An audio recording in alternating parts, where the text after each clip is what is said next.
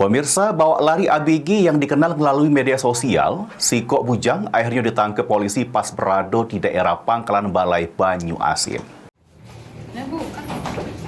Ikatlah.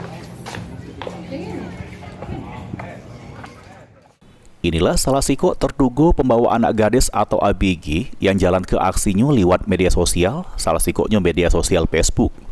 Kapolsek Tanjung Raja AKP Zahirin yang dimintai keterangan ngungkap ke kalau terduga pelaku sedang diamankan di Polsek Tanjung Raja.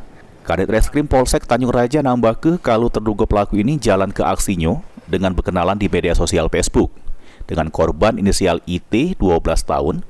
Berkenalan selama kurang lebih 2 minggu dengan terduga pelaku, ngebuat korban akhirnya ninggal ke rumah bersama tersangka. Tersangka berhasil diaman ke polisi pas berada di kawasan Pangkalan Balai. Selanjutnya tersangka masih dilakukan proses pemeriksaan lebih lanjut. Ahmad Romawi, PAL TV.